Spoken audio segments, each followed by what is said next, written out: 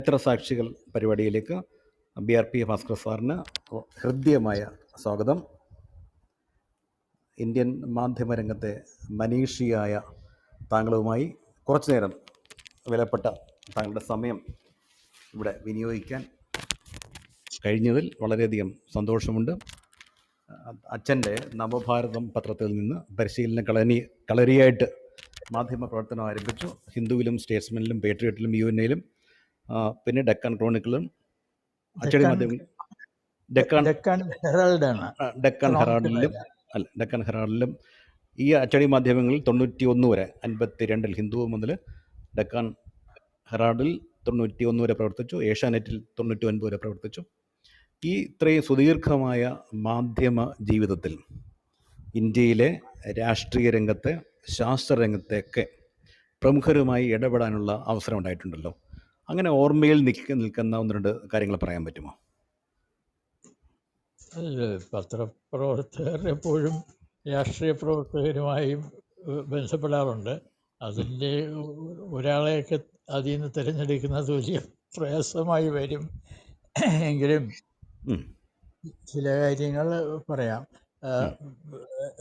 ഞാൻ പേട്രിയറ്റ് പത്രത്തിൽ ജോലി ചെയ്യുന്ന കാലത്ത് അതിൻ്റെ 1963 സ്വാതന്ത്ര്യദിന പതിപ്പിലേക്ക് ഇന്ദിരാഗാന്ധിയോട് ഞങ്ങൾ ഒരു ലേഖനം ആവശ്യപ്പെട്ടു. എഴുതി തരാമെന്ന് പറഞ്ഞു, പക്ഷെ അവർക്ക് എഴുതി തരാൻ കഴിഞ്ഞില്ല. ഇത് ഇന്ദിരാഗാന്ധി പ്രധാനമന്ത്രിയാകുന്നതിന് മുമ്പാണെന്ന് ഓർക്കുക.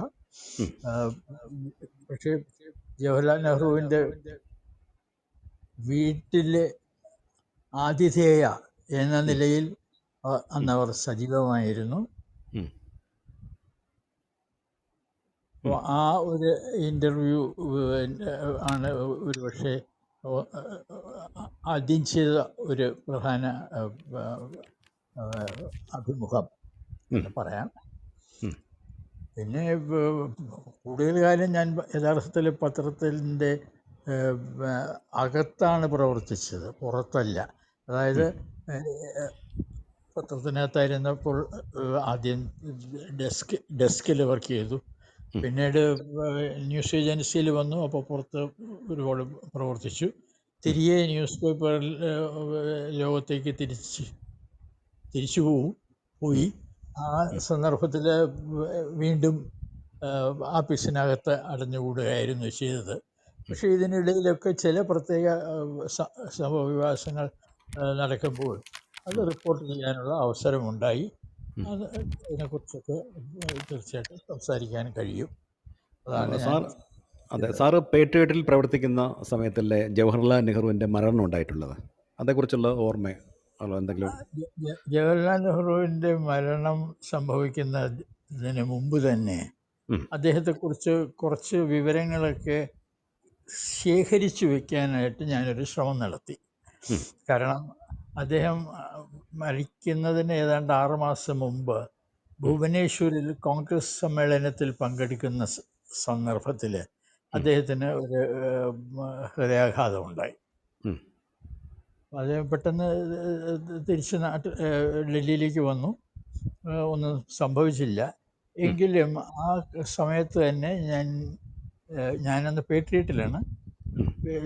സഹപ്രവർത്തകരോട്, പ്രത്യേകിച്ചും റിപ്പോർട്ടിങ്ങിൽ ഏർപ്പെട്ടിരിക്കുന്നവരോട് ആവശ്യമായ ചില ജീവചരിത്ര കുറിപ്പുകളൊക്കെ തയ്യാറാക്കി വയ്ക്കണമെന്ന് ആവശ്യപ്പെട്ടിരുന്നു.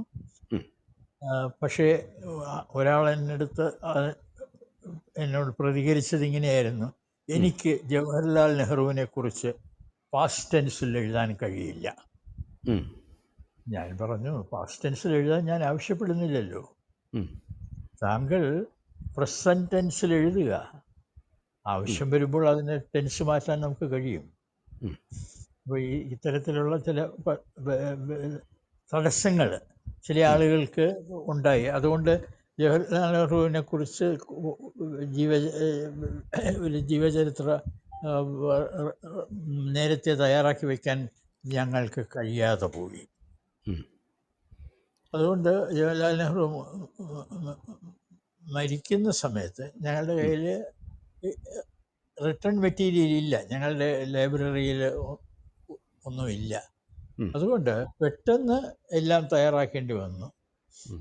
ഞാൻ എൻ്റെ 2 മുതിർന്ന സുഹൃത്തുക്കളുമായി ചേർന്നിട്ട് ഞങ്ങൾ 3 പേരും മദ്രാസിൽ നിന്ന് ഒരേ സമയത്ത് ഡൽഹിയിൽ വരികയും പേട്രിയറ്റിൽ ചേരുകയും ചെയ്തവരാണ്. ഞാൻ ഒരാൾ CN ചിത്തരഞ്ജൻ, ഉം. അദ്ദേഹം പിന്നീട് മെയിൻ സ്ട്രീമിൻ്റെ പത്രാധിപരായിരുന്നു. പിന്നെ ഒരാൾ MV റാവു, M വേണുഗോപാല റാവു, അദ്ദേഹം പുറത്തെ ഒരു വീക്ക്ലിയുടെ എഡിറ്റർ ഉണ്ടായി പിന്നീട്. അപ്പോൾ ഞങ്ങൾ 3 പേരും കൂടി ആണ് ജവഹർലാൽ നെഹ്റു മരിച്ച ദിവസം ഒരു പദ്ധതി തയ്യാറാക്കി. ഓഫീസിൽ അന്ന് ലഭ്യമായിരുന്ന എല്ലാവരെയും കൊണ്ട് എഴുതിപ്പിച്ചു. അതായത് ഒരു 10-20 ലേഖനങ്ങളാണ് ഞങ്ങൾ ലിസ്റ്റ് ചെയ്തത്, തയ്യാറാക്കാനായിട്ട് ലിസ്റ്റ് ചെയ്തത്. അപ്പോൾ അത് തയ്യാറാക്കാൻ ചിലർ ഒന്നിലധികം എഴുതേണ്ടി വരും, പിന്നെ എല്ലാവരും എഴുതേണ്ടി വരും. അപ്പോൾ അങ്ങനെ സീനിയർ സ്റ്റാഫിലുള്ള എല്ലാവരും ഇൻവോൾവ് ചെയ്തിട്ടുള്ള ഒരു പരിപാടിയായിരുന്നു. പെട്ടെന്ന് ഇത് പ്ലാൻ ചെയ്യുകയും അന്ന് തന്നെ ഞങ്ങൾ യഥാർത്ഥത്തിൽ 22 ലേഖനങ്ങൾക്ക് പ്ലാൻ ചെയ്തു എന്നാണ് എൻ്റെ ഓർമ്മ. അതിൽ 20 എണ്ണം തയ്യാറായി. അതൊരു വലിയ നേട്ടമായിട്ട് ഞാൻ കരുതുന്നു. അത്ര ചുരുങ്ങിയ കാലയളവിനുള്ളിൽ ഇത് പെട്ടെന്ന് തയ്യാറാക്കാൻ കഴിഞ്ഞത്.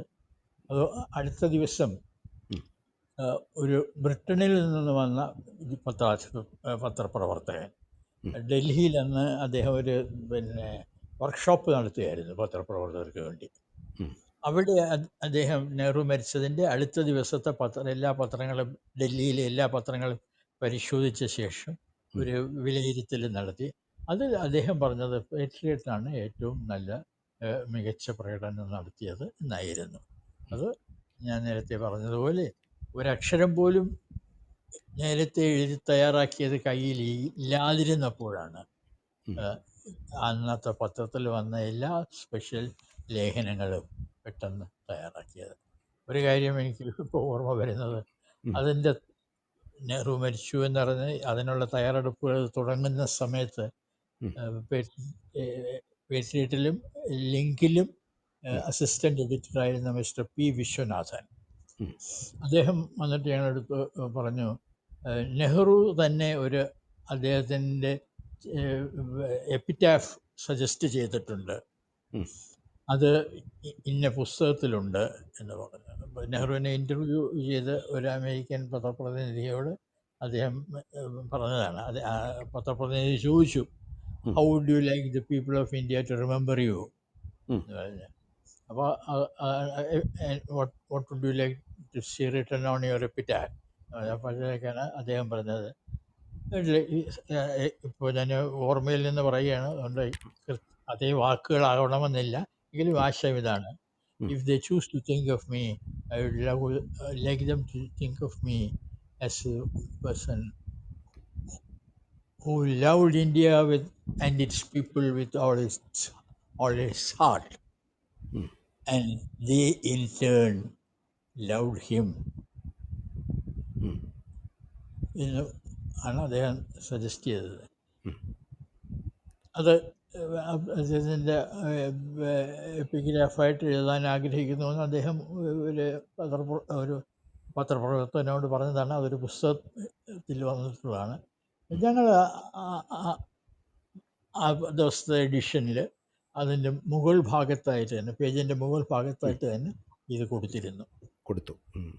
അതെ. അതുപോലെ സാറേ, ഇതേ കാലഘട്ടത്തിൽ പോർച്ചുഗീസ് ആധിപത്യത്തിൽ നിന്ന് ഗോവയെ വിമോചിപ്പിക്കാൻ വേണ്ടി ഇന്ത്യൻ സൈന്യത്തെ പനാജിയിലേക്ക് അയക്കുന്ന വാർത്ത വളരെ യാദൃച്ഛികമായിട്ട് താങ്കൾക്ക് കിട്ടിയതായി താങ്കൾ തന്നെ എഴുതിയിട്ടുണ്ട്. അതേക്കുറിച്ചൊന്ന് പറയുമോ? അത് തികച്ചും യാദൃശ്യമായി നടന്നതാണ്. ഞാൻ റെയിൽവേ സ്റ്റേഷനിൽ ഒരു സുഹൃത്തിനെ യാത്ര അയക്കാൻ പോയതാണ്. ഏത് സ്റ്റേഷനിൽ? ന്യൂഡൽഹി റെയിൽവേ സ്റ്റേഷനിൽ നാട്ടിലേക്ക് പോകുന്ന ഒരു സുഹൃത്തിനെ ഓഫ് ചെയ്യാൻ പോയതാണ്. അപ്പോൾ വണ്ടി പുറപ്പെടേണ്ട പ്ലാറ്റ്ഫോമിൽ വണ്ടി വന്ന് വന്നു. പക്ഷെ അത് വരുന്നതിന് മുമ്പ് അതിനപ്പുറത്തുള്ള ഒരു പ്ലാറ്റ്ഫോമിൽ കൂടി തുടർച്ചയായി പട്ടാള വാഹനങ്ങൾ പോകുന്നത് ഞാൻ കണ്ടു. അതായത് ട്രെയിനിനകത്ത് ലോഡ് ചെയ്തിരിക്കുന്നതൊക്കെ മിലിറ്ററി ഹാർഡ്വെയറാണ്. അപ്പോൾ അത് എനിക്ക് ഒരു ഇതായിട്ട് തോന്നി. വലിയ ലാർജ് സ്കെയിലിൽ ഒരു മൂവ്മെൻറ്റ് ഓഫ് ട്രൂപ്സ് നടക്കുന്നു. അപ്പോൾ ഞാനൊരു ചെറിയ അന്വേഷണം അവിടെ നടത്തി. ഈ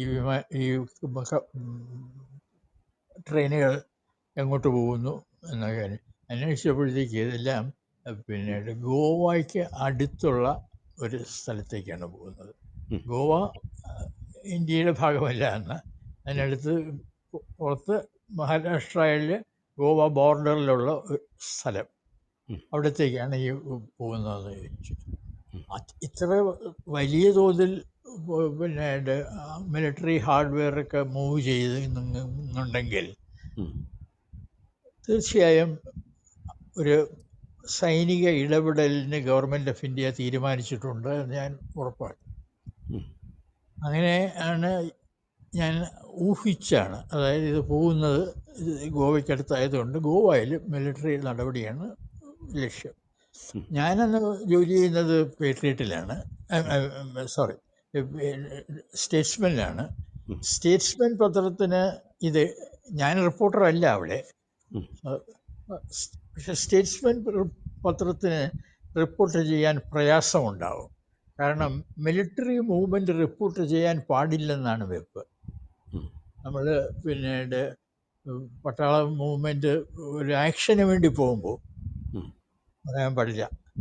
അപ്പം അതുകൊണ്ടിട്ട് പിന്നീട് സ്റ്റേറ്റ്സ്മെന് വാർത്ത അയക്കാൻ കഴിയുന്ന ഒന്നല്ല. ഈ വാർത്ത യഥാർത്ഥത്തിൽ അച്ചടിച്ചു വന്നത് മലയാളത്തിൽ കേരളകൗമുദിയിലാണ്. അപ്പോൾ കേരളകൗമുദിയിലെ പ്രതിനിധിയായിരുന്ന എം എസ് മണി അന്ന്.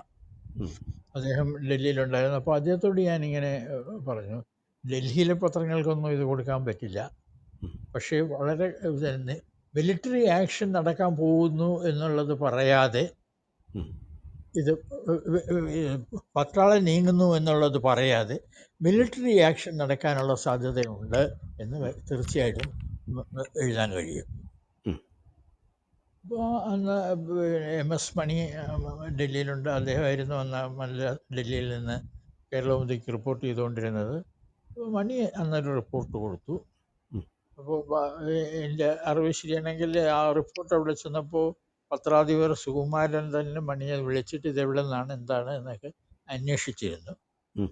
അപ്പോൾ അദ്ദേഹത്തോട് മണി പറഞ്ഞു, ഞാനാണ് ഈ രീതിയിൽ കൊടുക്കുന്നതിൽ പ്രശ്നമില്ല എന്ന് പറഞ്ഞത്. പറഞ്ഞാൽ അവർ പ്രസിദ്ധീകരിക്കുകയും ചെയ്തു. അതേപോലെ സാറുമായിട്ട് നല്ല ബന്ധമുണ്ടായിരുന്ന ശാസ്ത്ര മേഖലയിലുള്ള ചിലരെക്കുറിച്ചും സാർ എഴുതിയിട്ടുണ്ടല്ലോ, പ്രത്യേകിച്ച് വിക്രം സാരാഭായി. വിക്രം സാരാഭായി പിന്നെ ഞാൻ അഹമ്മദാബാദിൽ 2 കൊല്ലം ഉണ്ടായിരുന്നു UNI പ്രതിനിധിയായിട്ട്. അവിടെ ചെല്ലുമ്പോൾ പ്രധാന വാർത്താ സോഴ്സസ് അതിനെയൊക്കെ ഐഡൻറ്റിഫൈ ചെയ്യാനായിട്ട് ഇങ്ങനെ ശ്രമിച്ചു. അപ്പോൾ ആ കൂട്ടത്തിൽ വിക്രം സാരാഭായി ഉണ്ട്. അപ്പോൾ അവിടെ അദ്ദേഹത്തിന് പല മേഖലകളിലാണ് അന്ന് പിന്നീട് സ്വാധീനമുള്ളത്. അദ്ദേഹത്തിൻ്റെ കുടുംബം ടെക്സ്റ്റൈൽ ഇൻഡസ്ട്രിയിൽ ഏർപ്പെട്ടിരുന്നവരാണ്. അവർക്ക് ടെക്സ്റ്റൈൽ മില്ലുണ്ട്. അപ്പോൾ ടെക്സ്റ്റൈൽ ഇൻഡസ്ട്രി റിസർച്ച് അസോസിയേഷൻ ഉണ്ട്, അതിനകത്ത് അദ്ദേഹത്തിന് പങ്കുണ്ട്. ടെക്സ്റ്റൈൽ അസോസിയേഷൻ ഇൻഡസ്ട്രിയിലെ അസോസിയേഷൻ ഉണ്ട്, അതിനകത്ത് അദ്ദേഹത്തിനും കുടുംബത്തിനും ഒക്കെ താല്പര്യമുണ്ട്. ഇങ്ങനെ അഹമ്മദാബാദിൽപ്പെട്ട മിക്കവാറും എല്ലാ മേഖലകളിലും അദ്ദേഹത്തിന് ഒരു റോൾ ഉള്ള ഒരു ഘട്ടമാണ്. ഞാൻ അവിടെ ഫിസിക്കൽ ലബോറട്ടറി,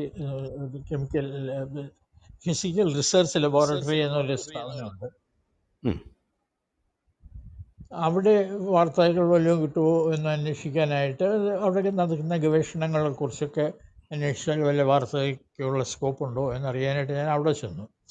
അവിടെ ചെന്നപ്പോൾ പിന്നീട് അവിടുത്തെ ഡയറക്ടർ KR രാമനാഥൻ എന്നൊരാളായിരുന്നു. പിന്നീട് അദ്ദേഹം എന്നോട് ആദ്യം ചോദിക്കുന്നത്, നിങ്ങൾ സാരാഭായിയുടെ അനുവാദം വാങ്ങിയിട്ടാണോ ഇവിടെ വന്നത്? ഉം. ഞാൻ പറഞ്ഞു, താങ്കളാണ് ഇതിൻ്റെ മേലധികാരി എന്നാണ് ഞാൻ ധരിച്ചിരിക്കുന്നത്, അതുകൊണ്ടാണ് ഞാൻ താങ്കളുടെ അടുത്ത് വന്നത്. ഉം. അപ്പോൾ പറഞ്ഞു, പിന്നെ വിക്രം സാരാഭായിയുടെ അനുവാദം കൂടാതെ ഇവിടെ ആരും പത്രപ്രവർത്തകരെ ഞങ്ങൾ പ്രവേശിപ്പിച്ചില്ല, ഉം. ആരോടും സംസാരിക്കില്ല. അങ്ങനെ സാരാഭായിയോട് ഞാൻ ബന്ധപ്പെട്ടു. ഉം. അപ്പോൾ അദ്ദേഹം പറഞ്ഞു ശരിയാണ്. ഞാൻ പറഞ്ഞു, അത് ഇങ്ങനെ പത്രപ്രതിനിധികളെ അങ്ങ് നിരോധിക്കുന്നത് ശരിയാണോ? അപ്പോൾ അദ്ദേഹം പറഞ്ഞു, ഞങ്ങൾക്ക് ചില ദുരനുഭവങ്ങളുണ്ടായി. ഉം. പത്രപ്രവർത്തകരോട് ഞങ്ങൾ വളരെ സ്വതന്ത്രമായി സംസാരിച്ചുകൊണ്ടിരുന്നു. ഉം. പക്ഷേ ഞങ്ങൾക്കുള്ള അനുഭവത്തിൽ അവർ പോയി എഴുതുന്നതും ഞങ്ങൾ പറഞ്ഞതും തമ്മിൽ വലിയ ബന്ധമൊന്നുമില്ല. ഉം. അതുകൊണ്ട് അത് അവരെ കഴിയുന്നത് ഒഴിവാക്കാനാണ് ഞങ്ങൾ കുറച്ചു കാലമായിട്ട് ശ്രമിച്ചിട്ടുള്ളത്. ഉം. അപ്പോൾ ഞാൻ പറഞ്ഞു, ഇതിനകത്ത് ഈ ദുരനുഭവത്തിൻ്റെ കാരണം, അന്ന് ഗുജറാത്തിൽ പിന്നെ ഇംഗ്ലീഷ് പത്രങ്ങളില്ല. ഉം. ബോംബെയിൽ നിന്നാണ് പത്രങ്ങൾ വരുന്നത്.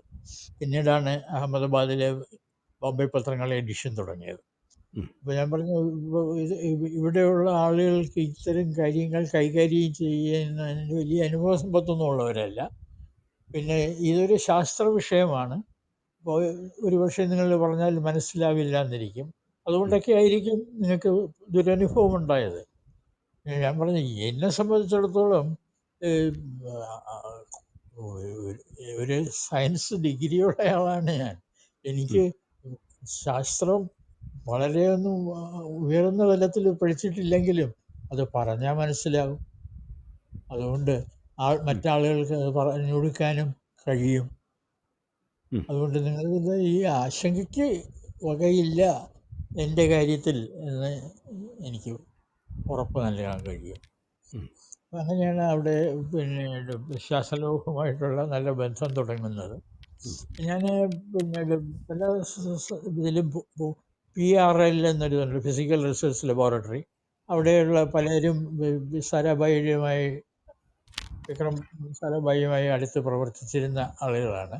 അപ്പോൾ അവരിൽ നിന്ന് എനിക്ക് ചില വിവരങ്ങളൊക്കെ അറിയാൻ കഴിഞ്ഞേക്കും എന്നതുകൊണ്ട് സാരാഭായി എന്നെ വിളിച്ച് ദീർഘമായ ഒരു ബ്രീഫിംഗ് തന്നിട്ട് ഇന്ത്യയുടെ സ്പേസ് പ്രോഗ്രാമിൻ്റെ അതിൻ്റെ ഔട്ട്ലൈൻ മുഴുവൻ തന്നു.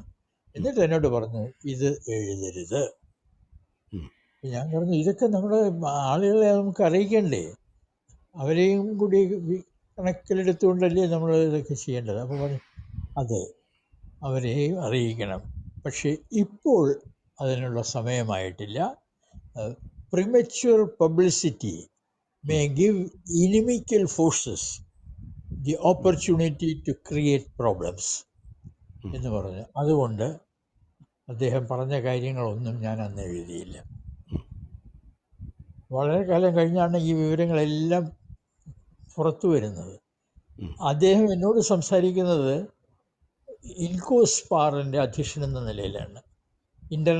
Indian national commission on space research. അതായത് അന്ന് ഡിപ്പാർട്ട്മെൻ്റ് ഒന്നുമില്ല, സ്പേസ് ഡിപ്പാർട്ട്മെൻ്റ് ഇല്ല ഇന്ത്യയിൽ.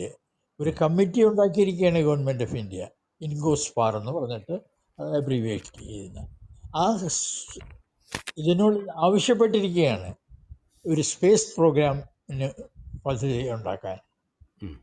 ആ പദ്ധതിയുടെ ഇൻകോസ്പാർ ഉണ്ടാക്കിയ പദ്ധതിയുടെ അടിസ്ഥാനത്തിലാണ് ഇന്ത്യയിലെ സ്പേസ് പ്രോഗ്രാം തുടങ്ങുന്നത് തന്നെ.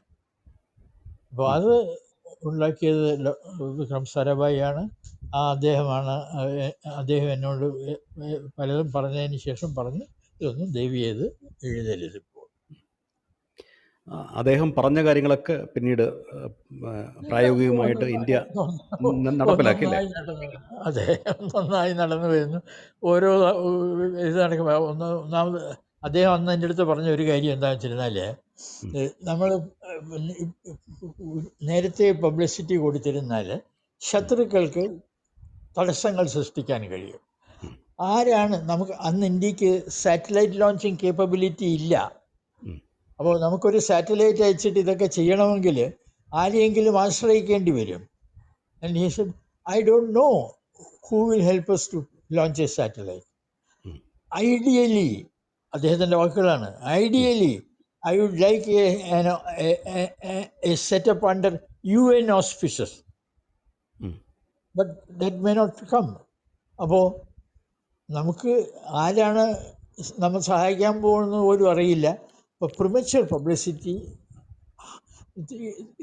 അദ്ദേഹം പറഞ്ഞ വാക്കുകൾ ഇതാണ്: ശത്രുക്കൾക്ക് തടസ്സം സൃഷ്ടിക്കാൻ അവസരം നൽകും.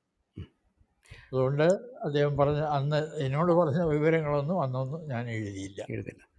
അതേപോലെ താങ്കൾ UNI ഡെസ്കിലായിരുന്ന സമയത്തല്ലേ ചന്ദ്രനിൽ ആദ്യമായി മനുഷ്യൻ കാലുകുത്തിയത്? അതേക്കുറിച്ച് താങ്കൾ എഴുതിയ വാർത്തയാണ് മിക്കവാറും ഇന്ത്യയിലെ പത്രങ്ങൾ മുഴുവൻ ഒന്നാം പേജിൽ അന്ന് കൊടുത്തത് അല്ലേ? അതേക്കുറിച്ചൊന്ന് പറയുമോ? അത് സ്പേസിൻ്റെ ഇതെല്ലാം നമ്മൾ കാണുന്നത് പിന്നീട് അത് അമേരിക്കക്കാരുടെ മിഷനാണ്. അപ്പോൾ അത് അമേരിക്കയിൽ ഉത്ഭവിക്കുന്ന വാർത്തയാണ്. അത് റിപ്പോർട്ട് ചെയ്യുന്നത് അമേരിക്കയിലെ കറസ്പോണ്ടൻസാണ്. അപ്പോൾ എല്ലാം അമേരിക്കയിൽ അവരുടെ ഏജൻസികൾ റിപ്പോർട്ട് ചെയ്യുന്നു. UNIക്ക് അന്ന് വിദേശ വാർത്തകൾ തന്നിരുന്ന ഒരു ഏജൻസി അമേരിക്കയിലെ അസോസിയേറ്റഡ് പ്രസ്സാണ്. അപ്പോൾ അവരിൽ കൂടി നമുക്ക് കിട്ടും. പക്ഷെ ഞാൻ ആലോചിച്ചത് അങ്ങനെയല്ല. എന്തിന് ഇത് അമേരിക്കക്കാരുടെ വാർത്തയാകണം?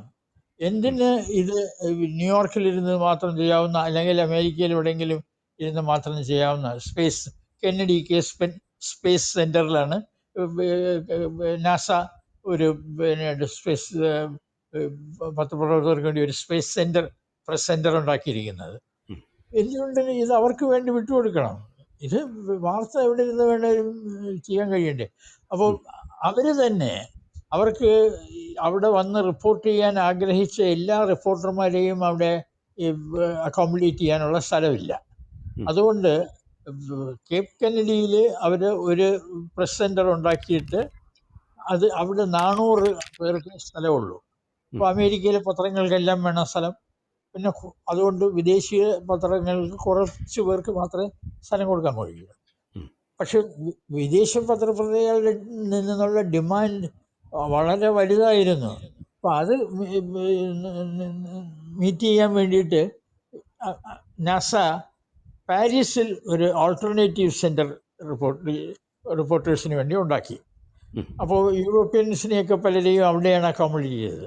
അപ്പം നമ്മുടെ ഇതിനകത്ത് നമുക്കും അവിടെ സ്ഥലം കൊടുത്തു തന്നു. UNIക്ക് അവിടെ ഒരാളിനെ അയക്കാൻ കഴിഞ്ഞു. അപ്പം ഞങ്ങളുടെ ജനറൽ മാനേജർ അവിടെ പോയി അവിടുത്തെ സ്പേസ് സെൻറ്ററിൽ വരും. പക്ഷേ ഞാൻ നോക്കിയപ്പോൾ ഓരോ ദിവസത്തെയും പരിപാടികൾ നേരത്തെ തന്നെ നാസ അനൗൺസ് ചെയ്തിട്ടുണ്ട്. ഇന്നെന്താണ് സ്പേസിൽ നടക്കുന്നത്, അപ്പോൾ ഇന്ന് ആസ്ട്രോനോട്ട്സ് ഇത് ചെയ്യും അത് ചെയ്യും എന്നൊക്കെ പറഞ്ഞിട്ടൊരു ലിസ്റ്റുണ്ട്. അപ്പോൾ അതനുസരിച്ചാണ് എല്ലാം നടക്കുന്നത്. അപ്പോൾ AP തന്നെ നേരത്തെ റിപ്പോർട്ടുകൾ അയക്കാൻ തുടങ്ങി. അതായത് പിന്നീട് ഇന്ന് നടക്കുന്ന ഇതാണെന്നൊക്കെ പറഞ്ഞിട്ടില്ല, ആ പറഞ്ഞിരിക്കുന്നതിനെ ആസ്പദമാക്കി അവരൊരു റിപ്പോർട്ടുണ്ടാക്കി നേരത്തെ അയക്കും.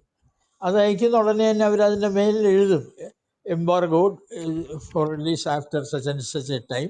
എന്നിട്ടൊരു വാർണിംഗും ഉണ്ട്. അതായത് ഈ സംഭവം നടന്നു എന്ന് ഉറപ്പാക്കിയ ശേഷം മാത്രമേ ഈ വാർത്ത പ്രസിദ്ധീകരിക്കാവൂ. അഡ്വാൻസായിട്ട് എഴുതിയിട്ട് തരികയാണ്. അത് പത്രക്കാർക്ക് വളരെ സൗകര്യമാണ്. ഉദാഹരണത്തിന് ഇന്ത്യയിൽ മനുഷ്യൻ സ്പേസിൽ ഇറങ്ങുന്ന മൂണിൽ ലാൻഡ് ചെയ്യുന്ന ദിവസം ആ സംഭവം നടക്കുന്നത് 1:30 മണി സമയത്താണ് രാത്രി. ഇന്ത്യയിൽ പത്രങ്ങളൊക്കെ പ്രസ്സിൽ പോകുന്ന സമയമാണ് അത്. അവിടെ നിന്ന് ആ 1:30 അവരെ അയക്കുന്നത് കിട്ടി ഇതൊക്കെ കഴിഞ്ഞ് കഴിഞ്ഞാൽ കുറഞ്ഞത് 1 മണിക്കൂർ എടുക്കും. അവിടെ നിന്ന് സ്പേസിൽ നിന്ന് നേരെ അങ്ങ് ഞങ്ങളുടെ ഓഫീസിലല്ലല്ലോ വരുന്നത്. അവരുടെ ആളുകൾ റിപ്പോർട്ട് ചെയ്യുന്നത് APക്ക് അയക്കും. APയുടെ ഡെസ്കിൽ അത് എഡിറ്റ് ചെയ്യും. അത് കഴിഞ്ഞിട്ട് പിന്നെ APയുടെ ലണ്ടനിലെ ഓഫീസിൽ വന്നിട്ടാണ് ഈ ഇന്ത്യക്കുള്ള കോപ്പി വരുന്നത്. അപ്പോൾ ഇതിനകത്തൊക്കെ എത്ര വേഗത്തിൽ ചെയ്തിരുന്നാലും കുറേ കാലതാമസം വരുന്നുണ്ട്. അപ്പോൾ ഇതിനൊക്കെ നേരത്തെ എഴുതുകയും ചെയ്യുന്നുണ്ട് അവർ. അപ്പം ഞാൻ ആലോചിച്ചപ്പോൾ നമ്മുടെ പത്രങ്ങൾ 1:30 മണി സമയത്തൊക്കെയാണ് പത്രങ്ങൾ അച്ചടി തുടങ്ങുന്നത്, മോർണിംഗ് എഡിഷൻ ഇന്ത്യയിൽ. അപ്പോൾ ഇതൊക്കെ ഇത് വരുമ്പോഴത്തേക്കും വളരെ ലേറ്റാകും അവർക്ക്. നമുക്ക് അന്ന് രാവിലത്തെ പത്രത്തിൽ വരാൻ കഴിയില്ല. അന്ന് രാവിലത്തെ പത്രത്തിൽ വന്നില്ലെന്ന് പറഞ്ഞാൽ പിന്നെ അടുത്ത ദിവസത്തെ വൈകുന്നേരത്തെ പത്രത്തിലായിരിക്കും ആദ്യം വാർത്ത വരുന്നത്. മോർണിംഗ് പേപ്പേഴ്സ് ആണെങ്കിൽ 24 മണിക്കൂർ കഴിഞ്ഞേ അത് അടിച്ചടിക്കാൻ അവസരം ഉണ്ടാവുള്ളൂ. അപ്പം ഇങ്ങനെയൊക്കെയുള്ള ഒരു സാഹചര്യത്തിലാണ് പിന്നീട് അവർ തന്നെ നേരത്തെ റിപ്പോർട്ട് സർക്കുലേറ്റ് ചെയ്യുന്നുണ്ട്. ഇങ്ങനെ ഈ സാഹചര്യത്തിലാണ് ഞാൻ വെച്ചത് എന്തുകൊണ്ട് നമുക്കിത് ചെയ്തുകൂടാ. അപ്പോൾ UNI സ്വന്തം റിപ്പോർട്ട് ഉണ്ടാക്കാനും അത് നേരത്തെ തന്നെ ഇന്ത്യയിൽ ഡിസ്ട്രിബ്യൂട്ട് ചെയ്യാനും തീരുമാനിച്ചു. അപ്പോൾ ഈ മാൻ ഓൺ ദ മൂൺ എന്ന് പറയുന്ന ഇത് നടക്കുന്നത് ഒരു ഞായറാഴ്ചയാണ്. സാധാരണഗതിയിൽ ഞാൻ ഞായറാഴ്ച ഓഫീസിൽ പോകാറില്ല. എൻ്റെ ഓഫ് ഡേ ആണ്. സൺഡേയിലേക്ക് ഞാൻ ഓഫീസിൽ പോകാറില്ല. പക്ഷെ അന്ന് ഞാൻ പോയി. അന്ന് ലഞ്ച് കഴിഞ്ഞിട്ട് ഞാൻ പതിവ് മുടക്കി പിന്നീട് വീട്ടിൽ വിശ്രമിക്കുന്നതിന് പകരം ഓഫീസിൽ വന്നു. ഓഫീസിൽ വന്നിട്ട് എന്താ നടക്കുന്നതെന്നൊക്കെ ഇങ്ങനെ വായിച്ച് നോക്കിക്കൊണ്ടിരുന്നു. ഒക്കെ വായിച്ച് നോക്കി കഴിഞ്ഞതിന് ശേഷം ഞാൻ തീരുമാനിച്ചു UNI സ്വന്തം റിപ്പോർട്ട് ഉണ്ടാക്കും മാൻ മൂണിൽ ഇറങ്ങിയത്. അപ്പോൾ അതിന് വേണ്ടിയിട്ട് വന്നിട്ടുള്ള ഇതെല്ലാം നോക്കി. പിന്നെ അവർ നേരത്തെ പറഞ്ഞിട്ടുള്ളത്, അതായത് ഓരോ ദിവസത്തെ സ്കെഡ്യൂളുണ്ട്. അപ്പോൾ ഇന്ന് എന്തൊക്കെയാണ് ചെയ്യുന്നതെന്നുള്ളത് അവർ ലിസ്റ്റ് ചെയ്തിട്ടുണ്ട്, ടൈം ഇട്ട് ആരെ എന്ത് ചെയ്യുന്നു എന്നുള്ളത്. അപ്പോൾ അതൊക്കെ ബേസ് ചെയ്തിട്ട് ഞാനിപ്പോൾ ഉച്ച ലഞ്ച് കഴിഞ്ഞിട്ടാണ് ഞാൻ ഓഫീസിൽ വരുന്നത്. ഓഫീസിൽ വന്ന് അവിടെ വന്ന കടലാസുകളും അത് ഇതുമെല്ലാം നോക്കി. അത് കഴിഞ്ഞതിന് ശേഷം ഒരു 4 മണി സമയമായപ്പോഴത്തേക്ക് ഞാൻ ഒരു ഞായറാഴ്ച ആയതുകൊണ്ട് ജനറൽ മാനേജറുടെ മുറി എല്ലാവരുമില്ല, അദ്ദേഹം ഞായറാഴ്ച അവധി എടുക്കുന്ന ദിവസമല്ലേ. അപ്പം ഞാൻ അദ്ദേഹത്തിൻ്റെ സെക്രട്ടറി ഇരിക്കുന്ന ഒരു മുറിയുണ്ട്, അവിടെ അയാളുടെ ടൈപ്പ് റൈറ്ററുണ്ട്.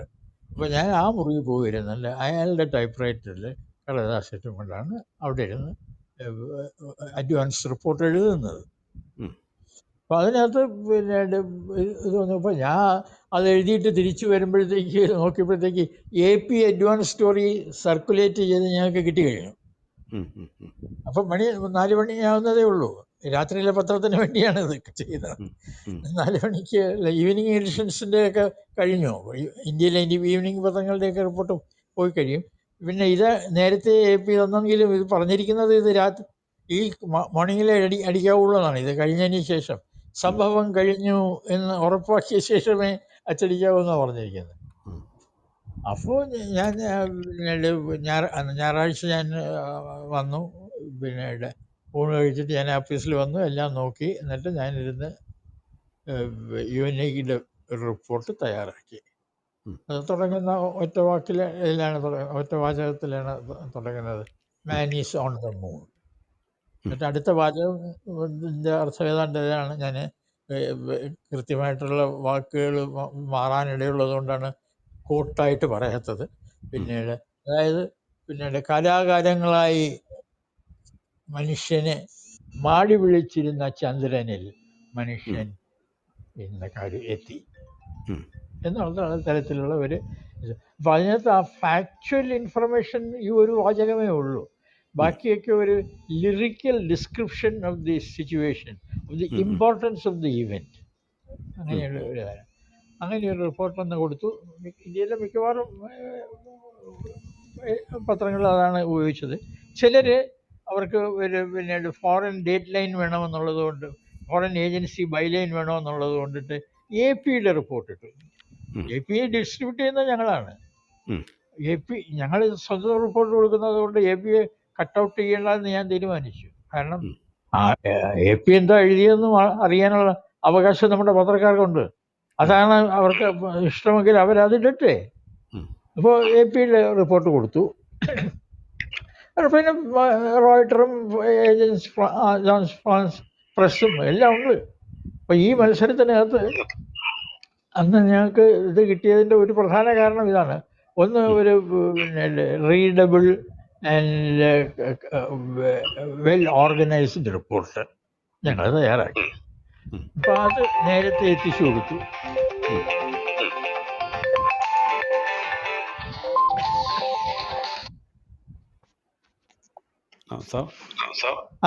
നേരത്തെ എത്തിച്ചു കൊടുത്തു. അതിൻ്റെയൊക്കെ ഫലമായിട്ട് പിന്നെ മിക്കവാറും എല്ലാ പത്രങ്ങളും അത് തന്നെയാണ് ഉപയോഗിച്ചത്. AP കിട്ടുന്ന, അതായത് UNI സബ്സ്ക്രൈബ് ചെയ്യുന്നവരെല്ലാം, അത് അവർക്ക് PTIയുടെയും കോപ്പി വരുന്നുണ്ട്, റോയിട്ടറുടെ കോപ്പി, AFPയുടെ കോപ്പി ഒക്കെ കിട്ടുന്നുണ്ട് അവർക്ക്.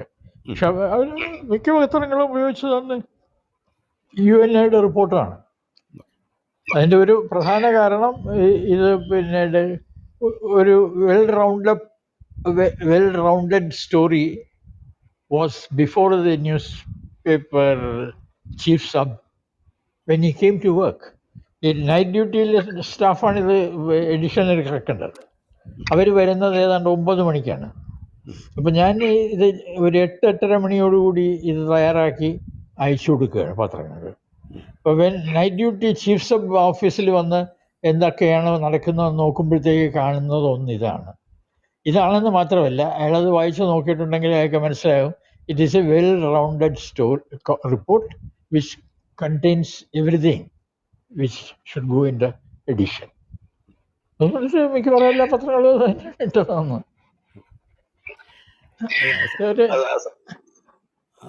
സാറിന് ചോദിക്കുന്നത് അടുത്ത ചോദ്യം ഉണ്ടോ? 94 മുതൽ 99 വരെയുള്ള താങ്കളുടെ ഏഷ്യാനെറ്റ് ജീവിതത്തെക്കുറിച്ച് ഇതേ റൂമിൽ നേരത്തെ മലയാള ടെലിവിഷൻ്റെ നാൾവഴികൾ പരമ്പരയിൽ താങ്കൾ വളരെ വിശദമായി പറഞ്ഞിട്ടുണ്ട്. അതുകൊണ്ട് തൽക്കാലം അതേക്കുറിച്ച് ചോദിക്കുന്നില്ല. പക്ഷേ വേറൊരു ടെലിവിഷൻ കാര്യത്തെക്കുറിച്ചാണ് ചോദിക്കുന്നത്. ദൂരദർശൻ്റെ നാഷണൽ ചാനലിൽ MS സത്യു സംവിധാനം ചെയ്ത കയർ പരമ്പരയുടെ തിരക്കഥ എഴുതിയത് താങ്കളാണല്ലോ. അപ്പോൾ ആ സാഹചര്യം ഒന്ന് പറയാമോ? ഇത് പിന്നീട് ഇത് ചെമ്മീൻ്റെ ഇത് കഴിഞ്ഞതിന് ശേഷം വരുന്ന ചെമ്മീൻ്റെ പുസ്തകമായിട്ട് ഇറങ്ങിയപ്പോഴത്തേക്ക് ഞാനാണ് അത് ഹിന്ദുവിൽ റിവ്യൂ ചെയ്തിരുന്നത്. അപ്പോൾ ആ റിവ്യൂ പിന്നെ തകഴിക്ക് വലിയ ഇഷ്ടമായി. തകഴിച്ചേട്ടൻ പിന്നീട് അതിന് കൊല്ലത്ത് അവാർഡ് ഇത് സാഹിത്യ അക്കാദമി ഇതൊക്കെ ഉണ്ടായിരുന്നു. പിന്നെ അതിന് ശേഷവും പല ഇതിനകത്ത് വെളിയിലേക്കുള്ള ഇത് എടുക്കുന്ന കാര്യത്തിനകത്തൊക്കെ ഇത് വരുമ്പോഴൊക്കെ ഇറ്റ് ഫൗണ്ട് മെൻഷൻ. സാഹിത്യ അക്കാദമിയിൽ നിന്ന് റെക്കമെൻഡ് ചെയ്യുന്ന 2 പുസ്തകങ്ങളാണ് ഈ സീരിയലൈസ് ചെയ്യാനായിട്ട്. പിന്നെ ഒന്ന് വിഭൂതിഭൂഷൺ ബന്ദോപാധ്യായയുടെ ബംഗാളി എന്നുള്ള ഇത്, പിന്നെ ഒന്ന് മലയാളത്തിൽ നിന്ന് ഇത് രണ്ടുമാണ്. അപ്പോൾ അതുകൊണ്ട് തകഴിച്ചേട്ടൻ്റെ ഒരു പിന്നീട് തെറ്റായ ധാരണ ഉണ്ടായിരുന്നു ഇത് ഈ പിന്നീട് എൻ്റെ റിവ്യൂ ഒക്കെ സഹായിച്ചു എന്നുള്ളത്. ഒരർത്ഥത്തിൽ സഹായിച്ചു എന്നുള്ളത് ശരിയാണ്. കാരണം ഇതിൻ്റെ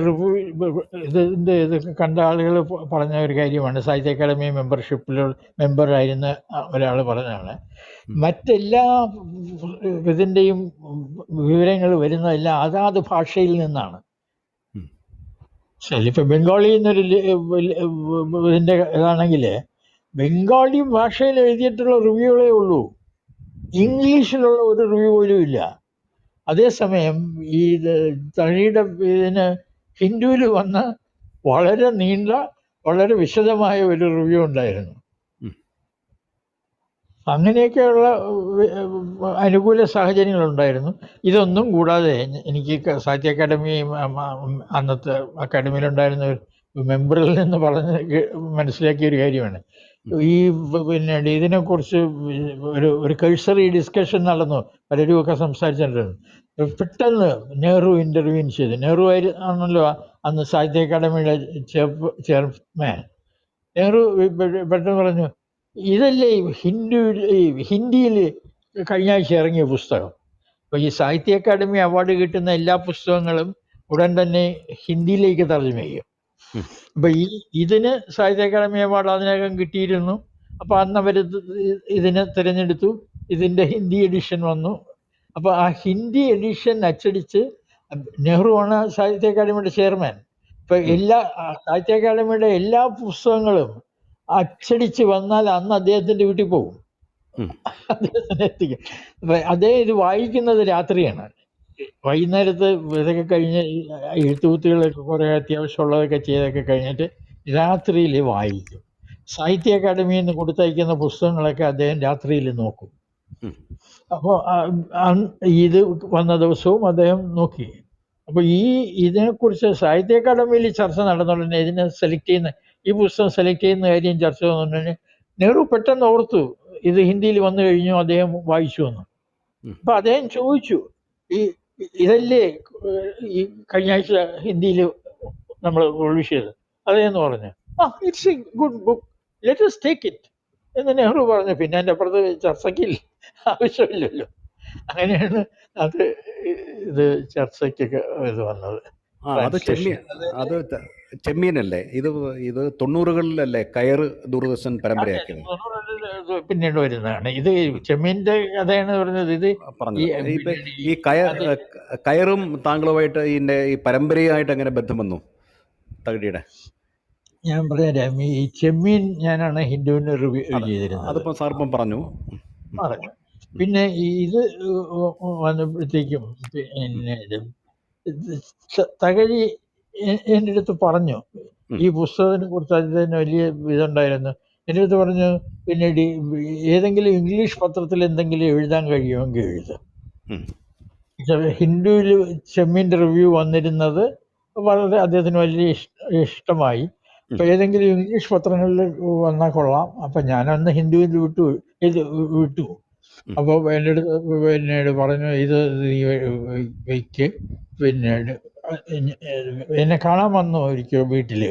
ഞാൻ അവധിക്ക് വീട്ടിൽ വന്നപ്പോൾ ഞാൻ എഴുതി, ഞാനിവിടെ വീട്ടിലുണ്ട്, ഇതിലെങ്ങാനും വരുന്നെങ്കിൽ കാണാമെന്ന്. അപ്പോൾ അദ്ദേഹം വരുന്നുണ്ടായിരുന്നു തിരുവനന്തപുരത്തേക്ക്. ആലപ്പുഴ ഞാൻ തിരുവനന്തപുരത്തേക്ക് പോകുന്ന വഴിയിൽ കൊല്ലത്ത് എൻ്റെ വീട്ടിലിറങ്ങി. അപ്പോൾ ഞാൻ പറഞ്ഞു, ഇനി ഊണൊക്കെ കഴിച്ചിട്ട് പോകാം. ഊണൊക്കെ കഴിച്ചോടെ. അന്ന്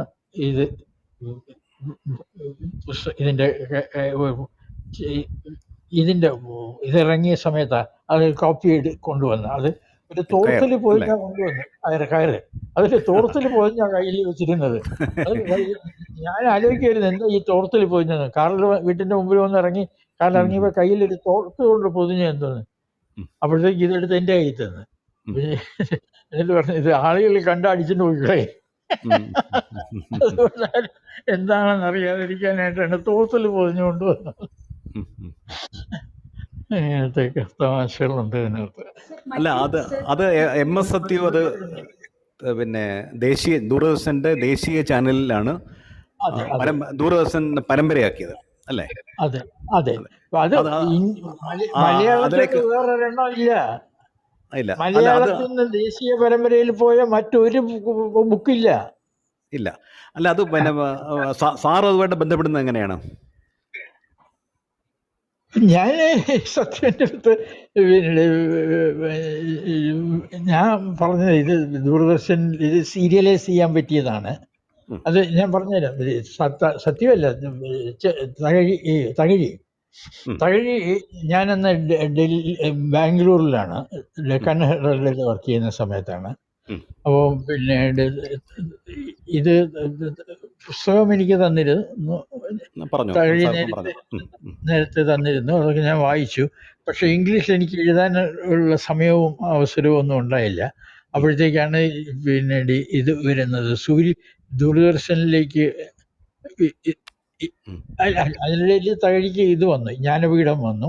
ജ്ഞാനപീഠം വന്നുകൊണ്ടെന്ന് ഞാൻ ഞാനന്ന് ഡെക്കാൻ ഹെറാൾഡിലാണ്. ഡെക്കാൻ ഹെറാൾഡിൽ എൻ്റെ എഡിറ്റർ എന്നോട് ചോദിച്ചു, ഞാനങ്ങോട്ട് സജസ്റ്റ് ചെയ്തല്ല, എഡിറ്ററിൻ്റെ അടുത്ത് ചോദിച്ചു, boss can't we write an editorial on Jnanpith award? Yes certainly. അങ്ങനെ ജ്ഞാനപീഠ അവാർഡിനെ കുറിച്ചൊരു എഡിറ്റോറിയൽ എഴുതി.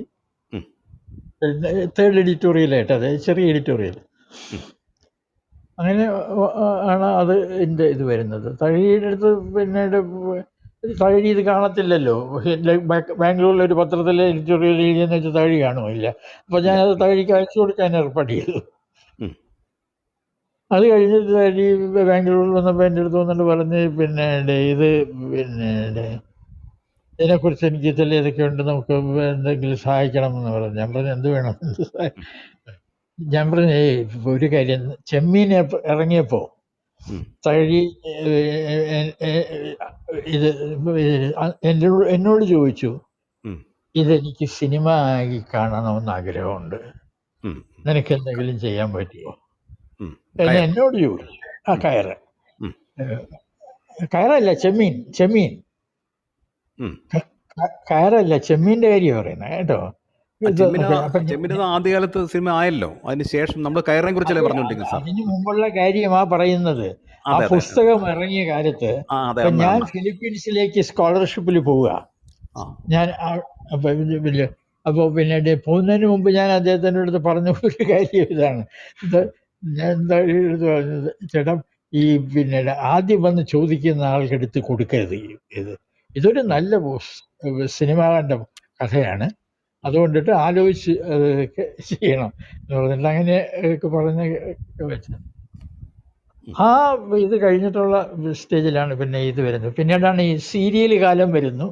അപ്പൊ ഇത് ഇറങ്ങിയ ഉടനെ ഞാൻ തഴുചേട്ടൻ്റെ അടുത്ത് പറഞ്ഞേ, ഇത് സിനിമ ആക്കണമെന്നൊന്നും ആഗ്രഹിച്ചിട്ട് ഒരു കാര്യവുമില്ല, ഇത് ടു ബിഗ്, ഇത്ര വെച്ചിട്ട് സിനിമ ഉണ്ടാക്കത്തില്ല, ഇത് പല സിനിമ ആക്കി എടുക്കണം എന്ന് ഞാൻ പറഞ്ഞു. അങ്ങനെ പറഞ്ഞുകൊണ്ടിരുന്നപ്പോൾ പെട്ടെന്ന് എൻ്റെ മനസ്സിൽ ഉദിച്ച ഒരു ആശയമാണ്, ഇത് സീരിയലൈസ് ചെയ്യാമല്ലോ ടെലിവിഷനിലെന്ന്. അപ്പൊ ഞാൻ പറഞ്ഞു പിന്നെ പക്ഷെ ഇത് സീരിയലി ആക്കാൻ കഴിയും ടി വിയില്. അപ്പൊ ചേട്ടൻ പറഞ്ഞു, എങ്കിൽ നീ അതിന് എന്തെങ്കിലും ചെയ്യേ. അങ്ങനെയാണ് അതിൻ്റെ സീരിയൽ ഉണ്ടാക്കുന്ന പരിപാടിക്ക് ഞാൻ ആദ്യം ചെയ്തത് എന്താണെന്ന് വെച്ചാൽ, നല്ല ഒരു ഡയറക്ടറെ വേണം. ഇത് ഹിന്ദിയിൽ ചെയ്യണമല്ലോ. അന്ന് സീരിയൽ ചെയ്യാന്ന് പറഞ്ഞാൽ ദൂരദർശനിലാണ്, മറ്റേ പ്രാദേശിക ചാനലൊന്നും വന്നിട്ടില്ല, ഈ ടെലിവിഷനൊന്നും വന്നിട്ടില്ല, നമ്മുടെ മലയാളത്തിലെ സീരിയലുകളൊന്നും തുടങ്ങിയിട്ടില്ല. അപ്പോൾ അങ്ങനെയാണ് ഇത് വെച്ചിട്ട് ഞാൻ അതിനു വേണ്ടി സീരിയൽ ഡയറക്റ്റ് ചെയ്യാൻ വേണ്ടി ഒരു നല്ല ആളിനെ നോക്കി. അപ്പോൾ സത്യുവിനെ എനിക്ക് നേരത്തെ അറിയായിരുന്നു. അപ്പോൾ ഞാൻ സത്യുവിൻ്റെ അടുത്ത് ചോദിച്ചു. അപ്പോൾ സത്യു പറഞ്ഞ് പിന്നെ I will be very happy to do this, പക്ഷെ പുസ്തകം മലയാളത്തിലല്ലേ ഉള്ളൂ, ഇംഗ്ലീഷിലോ ഹിന്ദിയിലോ പുസ്തകം ഉണ്ടെങ്കിൽ ചെയ്യാവുന്നുള്ളൂ. അപ്പൊ അന്ന് ഇത് വന്നിട്ടില്ല, ഹിന്ദി വന്നിട്ടില്ല. സാഹിത്യ അക്കാദമി സെലക്ട് ചെയ്തിട്ടുണ്ട്, അതുകൊണ്ട് അവാർഡ് കൊടുത്തിട്ടുണ്ട്, അതുകൊണ്ട് അത് ഹിന്ദി വരും, പക്ഷെ അന്ന് വന്നിട്ടില്ല. അപ്പൊ ഞാൻ പറഞ്ഞു ഇതിപ്പോ ഇല്ല. അപ്പോൾ എൻ്റെ അടുത്ത് പറഞ്ഞു, പിന്നെ if it is not available in Hindi or English, I can do it only if you are with me. ഞാൻ പറഞ്ഞു I will B with you. അങ്ങനെ ഞാൻ പറഞ്ഞു ഞാനാണ് ഇത് എല്ലാം ഉണ്ടാക്കി കൊടുത്തത്. അതിൽ നിന്ന് അവർ സീരിയൽ എടുത്ത പിന്നെ എപ്പിസോഡ്സ് മുഴുവൻ ഞാനാണ് എടുത്തു കൊടുത്തത്. ഞങ്ങൾ കൂടുതൽ എപ്പിസോഡ്സിന് വേണ്ടി എടുത്തിരുന്നു, പക്ഷേ ദൂരദർശൻ ലിമിറ്റഡ് ഇറ്റ് 26 എപ്പിസോഡ്സ്. അപ്പോൾ സാറ് തിരക്കഥയായിട്ട് ഇംഗ്ലീഷിൽ എഴുതിയിട്ട് അതിൽ നിന്ന് ഹിന്ദിയിലേക്ക് ട്രാൻസ്ലേറ്റ് ചെയ്തോ? അതെ സത്യുവിൻ്റെ എല്ലാ സിനിമയായാലും സീരിയലായാലും അതിൻ്റെ തിരക്കഥ എഴുതുന്നത് അദ്ദേഹത്തിൻ്റെ ഭാര്യയാണ്, ശ്യാമ സൈദി. അവർ അറിയപ്പെടുന്ന റൈറ്ററാണ്, ശ്യാമ സൈദിയാണ് ചെയ്യുന്നത്. ഇപ്പം ശ്യാമ സൈദി യഥാർത്ഥത്തിൽ ഞാൻ കൊടുത്തത് ട്രാൻസ്ലേറ്റ് ചെയ്തിട്ടേ ഉള്ളൂ. ഞാൻ എപ്പിസോഡിക്കായിട്ട് ഓരോരോ എപ്പിസോഡായിട്ട് എടുത്ത് കൊടുത്തു. And she produced an English version, a Hindi version. അതൊരു ദേശീയ ലെവലിൽ വലിയ ശ്രദ്ധ പിടിച്ചു പറ്റിയ പരമ്പരയായിരുന്നു അല്ലേ? ദേശീയ ഭയങ്കര പല ഇതുമുണ്ട്. എൻ്റെ പല സ്നേഹിതരും അപ്പം അതിനകത്ത് കേരള സൊസൈറ്റിയുടെ ആദ്യഘട്ടത്തിലെ ചില കാര്യങ്ങളൊക്കെ പറയുമല്ലോ, പ്രത്യേകിച്ച് പെണ്ണുങ്ങൾക്കുണ്ടായിരുന്ന സ്വാതന്ത്ര്യം, ഒരു ഭർത്താവിന് വേണ്ടെന്ന് പറഞ്ഞാൽ ചവിട്ടി പുറത്താക്കാവുന്ന സ്വാതന്ത്ര്യം സ്ത്രീകൾക്കുണ്ടായിരുന്നു. അപ്പോൾ അതൊക്കെയാണ് ഭയങ്കര ഇമ്പാക്റ്റ് ആയിരുന്നു. എന്നിട്ട് അത് സീരിയൽ കണ്ടിട്ട് പലരും ഇങ്ങനെയൊക്കെ ഉണ്ടായിരുന്നു കേരളത്തിൽ. അത് പിന്നെ പിന്നീട് ഈ സാറ് ടെലിവിഷൻ ഏഷ്യാനെറ്റ് വന്നു, സാറിൻ്റെ ചുമതല വേറെ ആയിരുന്നു. ഇതേപോലെ എന്തെങ്കിലും ഓഫർ കിട്ടിയിരുന്നോ പിന്നെ ചെയ്യാൻ വേണ്ടി കേരളത്തിലെ കഥകൾ? ഒന്നാമത് ഇതിൻ്റെ ഇതൊക്കെ ഞാൻ പറഞ്ഞുതരാം. ആളിതിൻ്റെ അടുത്ത് പോകാൻ പറ്റില്ല, കൈക്കൂലിയുടെ ഒരു മേഖലയാണിത്. ദൂരദർശൻ ഒരു സീരിയൽ അക്സെപ്റ്റ് ചെയ്യണമെങ്കിൽ ഇത് കൊടുക്കണം. ഇതിൻ്റെത് തന്നെ ഞങ്ങളുടെ പ്രപ്പോസൽ അവിടെ കിടക്കുന്നു. ആ പ്രപ്പോസൽ അവിടെ കിടക്കുമ്പോൾ ഒരു അഡ്വർടൈസിങ് ഏജൻസിയുടെ മാനേജർ എന്നെ വന്ന് കാണുകയാണ്, ബാംഗ്ലൂരിൽ വന്ന് കാണുകയാണ്. ബാംഗ്ലൂരിൽ വന്നിട്ട് പറഞ്ഞ് ഇങ്ങനെ ഒരു പ്രപ്പോസൽ കൊടുത്തിട്ടുണ്ടോ? ഞാൻ പറയും കൊടുത്തിട്ടുണ്ട്. അതിന് അവിടെ കൈക്കൂലി കൊടുക്കണം. 1,00,000 രൂപ കൈക്കൂലി കൊടുക്കണം. അത് ഞങ്ങൾ സാറത് പിന്നെ തിരുവനന്തപുരം ദൂരദർശൻ ഡയറക്ടർ പോലും കൈക്കൂലി കേസിൽ ശിക്ഷിക്കപ്പെട്ട അങ്ങനെ സാറിന് ഓർമ്മയുണ്ടാവും. ദൂരദർശനിൽ ഈ ഒരുപാട് പരാതികളുണ്ടായിരുന്നു അന്ന് കൈക്കൂലിയിട്ട്, പ്രത്യേകിച്ച് സീരിയലിന്റെ കാര്യത്തില് ഒരുപാട് പരാതികൾ പല എല്ലാ ഭാഷകളിലും മിക്കവാറും ഉണ്ടായിരുന്നു പരാതികൾ. അപ്പൊ അങ്ങനെ അന്ന് ഇത് കടന്നു കിട്ടിയത് പിന്നെ അക്സെപ്റ്റ് ചെയ്തു. സർ, അങ്ങ് അങ്ങയുടെ ജീവിതത്തിലുടനീളം അങ്ങയുടെ ഔദ്യോഗിക ജീവിതം നോക്കുമ്പോൾ അങ്ങ് 3 പ്രധാനപ്പെട്ട ഇഷ്യൂസിനെ ആണ് ഫോക്കസ് ചെയ്തിട്ടുള്ളത്. ഒന്ന്, കൂടെ പ്രവർത്തിക്കുന്ന സഹപ്രവർത്തകരായ ജേർണലിസ്റ്റുകളുടെ വേതനം സംബന്ധിച്ച പല പ്രശ്നങ്ങളിലും അങ്ങ് ശക്തമായിട്ട് ഇടപെട്ടിട്ടുണ്ട്. 2, വനിതകളുടെ ഒരു പ്രശ്നം എന്ന് വെച്ചാൽ ഹിന്ദുവിൽ ആദ്യമായിട്ട് വനിതകൾ വന്ന അങ്ങയുടെ പുസ്തകത്തിൽ പ്രത്യേകമായിട്ട് അതിനെ പറ്റിയിട്ട് പറഞ്ഞിട്ടുണ്ട്. അതുപോലെ ഹ്യൂമൻ റൈറ്റ് വയലേഷൻസ്, അതിൽ ശക്തമായിട്ട് അങ്ങ് ഇടപെട്ടിട്ടുണ്ട്. ഇങ്ങനെ 3 കാര്യങ്ങളിൽ അങ്ങയുടെ ഉടനീളം അതിൽ പ്രതിഫലിക്കുന്നുണ്ട്. ഓരോ സ്ഥാപനങ്ങളിൽ നിന്നും അങ്ങ് വിട്ടുപോകുമ്പോഴും ഇതുമായിട്ട് ബന്ധപ്പെട്ട ചില പ്രശ്നങ്ങളായിരിക്കും. അതിനെ പറ്റി ഒന്ന് പറയാമോ?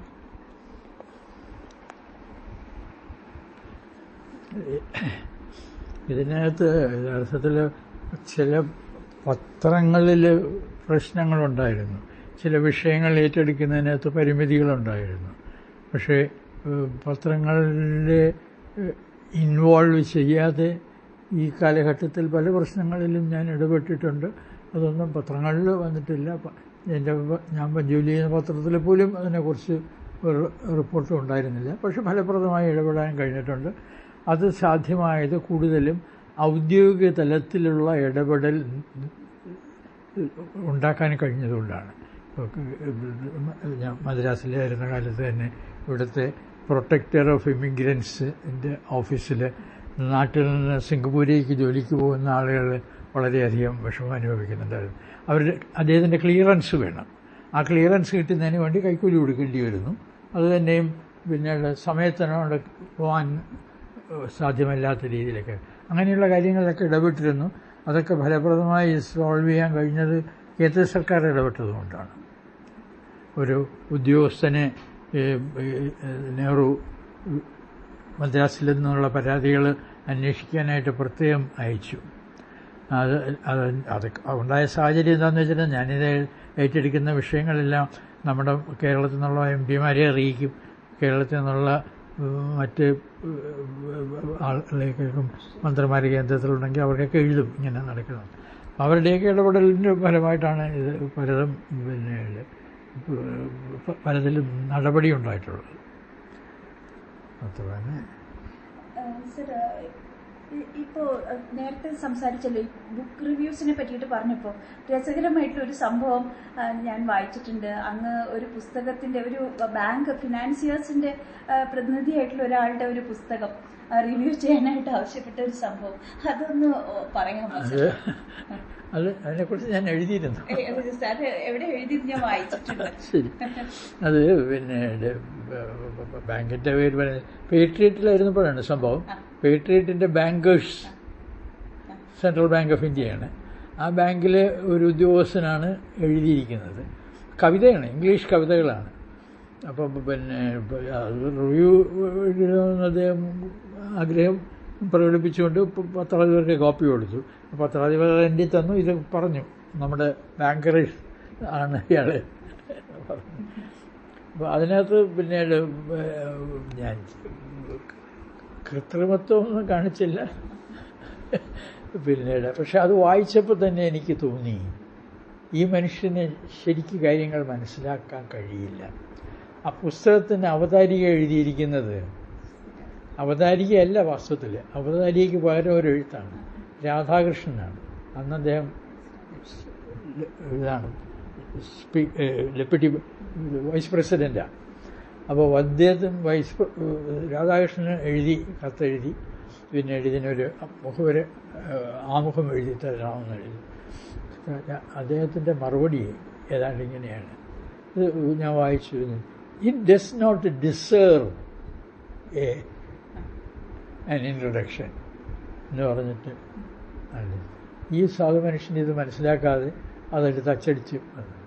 അപ്പം അതുകൊണ്ടിട്ട് അത് വായിച്ചപ്പോൾ തന്നെ എനിക്ക് തോന്നി പിന്നീട് എഴുതുന്നത് കുറച്ച് ഇത് കാണിച്ചിരുന്നാൽ ഇങ്ങേർക്ക് മനസ്സിലാവില്ല. അപ്പം അത് ഉപയോഗിച്ചൊരു ഞാൻ പറഞ്ഞു പിന്നീട് കവിതകൾ നന്നായിരിക്കുന്നു എന്നൊക്കെ പറഞ്ഞിട്ട് എഴുതും എന്ന് പറഞ്ഞിട്ട് ഞാൻ കൊടുക്കുന്ന അത് കോട്ട് ചെയ്യുന്ന എക്സാമ്പിൾ അതുമായിട്ട് ബന്ധപ്പെടുന്നതല്ല. മനസ്സിലായില്ലേ? അപ്പോൾ വായനക്കാരന് മനസ്സിലാകും ഇത് ഐറോണിക്കലായിട്ട് പറയുന്നതാണെന്നുള്ളത്. അങ്ങനെ ഒരു ഇപ്പോൾ നമ്മളുടെ മാധ്യമ പ്രവർത്തനം ആ മേഖല വളരെയധികം ആശങ്കാജനകമായിട്ടുള്ള ഒരു അവസ്ഥയിലാണെന്ന് പറയപ്പെടുന്നു. ഒരു കായോട്ടിക് ഒരു സ്റ്റേറ്റ് ഉണ്ട് അവിടെ. പഴയ പത്രമാധ്യമങ്ങൾ വലിയ രീതിയിലുള്ള ഭീഷണികൾ നേരിടുന്നു. അതുപോലെ ഓൺലൈൻ മാധ്യമങ്ങൾ അനിയന്ത്രിതമായിട്ടുള്ള രീതിയിൽ പ്രവർത്തിക്കുന്നു എന്നുള്ളൊരു ആരോപണം. എന്തായിരിക്കും നമ്മളുടെ മാധ്യമങ്ങളുടെ ഒരു ഭാവി സാറിൻ്റെ ഒരു കാഴ്ചപ്പാട്? ഈ പുതിയ കാലത്തിലെ ഒരു സംഭവമാണ് ഒന്ന്. മറ്റത് പഴയ ട്രഡീഷണലായിട്ടുള്ളത്. ഇതിനെ രണ്ടിനെയും രണ്ടായിട്ട് കാണണം. എല്ലാ മാധ്യമങ്ങളും പുതുതായിട്ട് വരുന്നതിന് പല പ്രശ്നങ്ങൾ നേരിടാറുണ്ട്. ഈ അച്ചടി മാധ്യമങ്ങളുടെ കാര്യത്തിൽ തന്നെ അതിൻ്റെ ആദ്യകാല ചരിത്രം പരിശോധിച്ചിരുന്നാൽ അക്കാലത്ത് പലരും വന്നിങ്ങനെ ഇറസ്പോൺസിബിളായിട്ട് പ്രവർത്തിച്ചു. അതിൻ്റെ ഫലമായിട്ട് നിയന്ത്രണങ്ങൾ കൊണ്ടുവന്നത് സർക്കാർ അങ്ങനെയൊക്കെ ഉണ്ടായിട്ടുണ്ട്. അപ്പോൾ പക്ഷെ ഒടുവിൽ ഇതിനൊക്കെ പരിഹാരം ഉണ്ടാവുന്നത് രണ്ട് തരത്തിലാണ്. സർക്കാരിൻ്റെ നിയന്ത്രണങ്ങളും അതും ഇതുകൊണ്ട് അതിന് ഭയം ഉണ്ടാവുന്നത് ഒരു തരത്തിൽ തീർച്ചയായിട്ടും പറയുന്നു. പക്ഷെ അതിനപ്പുറം ഇതിൻ്റെ പ്രൊഫഷണലൈസേഷൻ കൊണ്ടാണ് ഇതിനെ നമുക്ക് എന്തുകൊണ്ടാണ് ഇത് നടക്കുന്നത്? എന്തുകൊണ്ടാണ് ഓൺലൈനിൽ ഈ ഇത്തരം കാര്യങ്ങൾ നടക്കുന്നത്? കാരണം അവിടെ വന്ന് എഴുതുന്ന പ്രൊഫഷണൽസ് അല്ല. അവർക്ക് ഇതിൻ്റെ പ്രൊഫഷണൽ എന്താണെന്ന് അറിയില്ല. അപ്പോൾ ആദ്യകാലത്തുള്ള പത്രപ്രവർത്തകർക്കും അവർ നേരിട്ട പ്രശ്നം അതാണ്. അവർ വിചാരിച്ച് എന്ത് വേണേലും എഴുതാം എന്ന് പറയുന്നത്. അപ്പം ഗവൺമെൻറ്റിൻ്റെ ഭാഗത്ത് നിന്ന് നടപടി ഉണ്ടാവും. അപ്പോൾ ഒടുവിലാണ് ഇത് സർക്കാർ തന്നെയും ഇത് ചില നിയന്ത്രണങ്ങളൊക്കെ കൊണ്ടുവരുന്നുണ്ട്. അതായത് നിയമവിരുദ്ധമാകാൻ പാടില്ല, അതില്ല ഇതില്ല എന്നൊക്കെ പറയുന്നുണ്ട്. അപ്പം അതൊക്കെ കാലക്രമത്തിൽ വരും. ഓൺലൈനിൽ തന്നെയും നിയമം കൊണ്ടുവന്ന് ഇപ്പോഴും വേണമെങ്കിലും നടപടിയെടുക്കണം. ഓൺലൈനിൽ എഴുതുന്നത് നിയമപ്രകാരം നിയമവിരുദ്ധമാണെങ്കിൽ നടപടിയെടുക്കാനുള്ള അവകാശം ഗവൺമെൻറ്റിനുണ്ട്. പക്ഷേ അതിന് പോകാൻ തുടങ്ങിയ പിന്നെ അത് സർക്കാരിന് വേറെ ഒന്നിൻ്റെ സമയം കാണിച്ചു. അതുകൊണ്ടാണ് അവർ അങ്ങ് വിടുന്നത്. പിന്നെ ഇത് ഉണ്ടാക്കുന്ന അപകടത്തെക്കുറിച്ചൊക്കെ നമ്മൾ ഇതൊക്കെ പറയുമെങ്കിലും അത് ഈ പറയുന്നത്ര വലിയ ഗൗരവമായ ഒരു കാര്യമായിട്ട് കാണേണ്ടതില്ല. അത് നമുക്ക് ഇതിൽ നിന്നൊക്കെ തന്നെ മനസ്സിലാക്കാം. ഇപ്പോൾ ഈ ഓൺലൈൻകാരിൽ വളരെ ഇതായിട്ട് നിൽക്കുന്ന ഇറസ്പോൺസിബിളായിട്ട് പെരുമാറുന്നു എന്ന് പറയുന്നു. അതുകൊണ്ട് അത്ര വലിയ അപകടമൊന്നും ഉണ്ടായതായിട്ട് ആർക്കും തെളിയിക്കാൻ കഴിയുന്നില്ല. തീർച്ചയായിട്ടും ചെയ്യരുതാത്ത തെളിവും ചെയ്യുന്നുണ്ട്, നടക്കുന്നുണ്ട്. പക്ഷേ അത് മിക്കവാറും അവഗണിക്കപ്പെടുകയാണ് ചെയ്യുന്നത്. അതുകൊണ്ട് അതിൻ്റെ പേരിൽ നടപടിയെടുക്കുന്നതിന് ആവശ്യമില്ല. ഒറ്റ ചോദ്യം കൂടി സാർ. ഏഷ്യനെറ്റിൻ്റെ കൺസൾട്ടൻ്റായിട്ട് ഒരുപാട് കാലം പ്രവർത്തിച്ചു. ഇപ്പോൾ ദൃശ്യമാധ്യമങ്ങൾ വന്ന കാലത്ത് നമ്മൾ വലിയ പ്രതീക്ഷയായിരുന്നു, ഇത് ലോകാവസാനം വരെ നിലനിൽക്കുമെന്നുള്ളൊരു പ്രതീക്ഷയായിരുന്നു. പക്ഷേ ഇപ്പോൾ TV is on A decline. അപ്പോൾ എന്തായിരിക്കും അതിൻ്റെ ഒരു ഫ്യൂച്ചർ? അതിന് പകരം എന്തായിരിക്കും ആ സ്ഥാനത്ത് വരുന്നത്? നമുക്ക് പകരം എന്താകുമെന്ന് പറയാൻ എളുപ്പമല്ല. മാധ്യമങ്ങളുടെ വളർച്ച നോക്കിപ്പോൾ നമ്മൾ ഈ ഇന്നിപ്പോൾ ഉള്ള ചർച്ചയിൽ നമുക്കിതിനെ പിന്നെ അച്ചടിയുടെ തുടക്കം തൊട്ട് പരിമിതപ്പെടുത്താം. അച്ചടിയിലല്ലല്ലോ തുടങ്ങുന്നത്. അതിന് മുമ്പും ആളുകൾ വിവരം അറിയുന്നുണ്ട്. അത് വേർഡ് ഓഫ് മൗത്ത് ആയിട്ടായിരിക്കും, അല്ലെങ്കിൽ വേറെ രീതിയിലായിരിക്കും. വാർത്ത പരക്കുന്നു. അതിനകത്ത് അപകടങ്ങളുണ്ട്. ഒരു 3 കാക്കയെ ശ്രദ്ധിച്ച കഥ എന്ന് കേട്ടിട്ടുണ്ട്. എന്തോ ഒരാൾ ഛർദ്ദിച്ചു, അതിലെന്തോ അർത്ഥം ഉണ്ടായിരുന്നു. അത് ഒരാൾ ചെന്ന് മറ്റൊരാളടുത്ത് പറയുന്നത് കാക്കയെ ഛർദ്ദിച്ചു. അത് കേട്ടയാൾ മറ്റൊരുത്തടുത്ത് പറയുന്നത് 2 കാക്കയെ ഛർദ്ദിച്ചു. മൂന്നാമതൊരാൾ പറയുന്നു 3 കാക്കയെ ഛർദ്ദിച്ചു. അപ്പോൾ ഇതിങ്ങനെ ഓരോ കൈ മാറുമ്പോഴും കൂടുതൽ എംബെല്ലിഷ്മെന്റ് വരുന്നു അതിനകത്ത്. ഈ രീതിയിൽ പോകുന്നുണ്ട്. പിന്നെ ഞാൻ പിന്നെ നമ്മുടെ നാട്ടിൽ കേരളത്തിൽ പഴയ ഒരു ടെക്സ്റ്റ് ബുക്കിനകത്ത് ഉള്ള ഒരു പടവ ഉണ്ടായിരുന്നു. അന്ന് എനിക്ക് അത് തോന്നിയില്ല. അതിന് ശേഷം പിന്നീട് എനിക്ക് തോന്നി, അയ്യോ ഇതൊരു പത്രപ്രവർത്തന പാഠമാണ്. അതിനകത്ത് 3 കാക്കയെ ഛർദ്ദിച്ച കഥ. അന്വേഷിച്ച് ചെല്ലുമ്പോഴത്തേക്ക് ഉള്ളിൽ ഛർദ്ദിച്ചതിൽ എന്തോ കറുത്തത് കിടന്നു. അത് ഒരാൾ കാക്കയാക്കി, ആൾ 2 കാക്കയാക്കി, പിന്നെ ഒരാൾ 3 കാക്കയാക്കി. അപ്പം ഈ പ്രശ്നം എന്ന് പറയുന്നത് ഒരു പഴയ പ്രശ്നമാണ്, മാധ്യമങ്ങളിൽ തുടങ്ങുന്നതല്ല, അത് മുമ്പുള്ളതാണ്. അപ്പോൾ ഇത് മാധ്യമങ്ങളിൽ ജാഗ്രത പാലിച്ചില്ലെങ്കിൽ ഈ തരം എംബെലിഷ്മെന്റ്സ് ഒക്കെ പത്രത്തിൽ വരും. അതുകൊണ്ടാണ് പ്രൊഫഷണലിസം വേണം എന്ന് ഞാൻ പറയുന്നത്. ഈ മാധ്യമങ്ങൾ ജാഗ്രത കാണിക്കുന്നു എന്ന് പറയുമ്പോൾ ഇപ്പോൾ മാധ്യമങ്ങൾക്ക് പ്രവർത്തന സ്വാതന്ത്ര്യം കുറഞ്ഞു വരുന്ന ഒരു അവസ്ഥയുണ്ട്. പുതിയ ഒരു ഡൽഹിയിലൊക്കെ ഇപ്പോൾ പറഞ്ഞു കേൾക്കുന്നത് അവിടെ ശൂന്യമായ ഇടനാഴികളാണ്.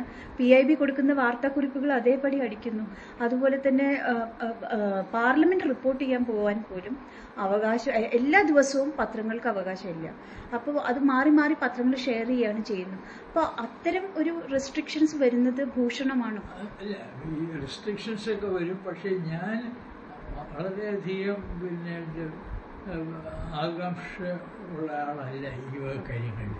ഇതിനെയൊക്കെ ഞാൻ കാണുന്നത് താൽക്കാലികമായ പ്രതിഭാസങ്ങളായിട്ടാണ്. ഇത് കുറച്ച് നാളത്തേക്ക് പ്രാക്ടീസ് ചെയ്തെന്നിരിക്കും, പക്ഷേ അതിനെയൊക്കെ അതിജീവിക്കാൻ നമുക്ക് കഴിയും. അതുകൊണ്ടിട്ട് ഒരു ലോങ് ടേം വ്യൂ എടുത്തിരുന്നായിരുന്നു നമുക്ക് നല്ലപോലെ മുന്നോട്ട് പോകാൻ കഴിയും എന്ന് ഞാൻ വിശ്വസിക്കുന്നു.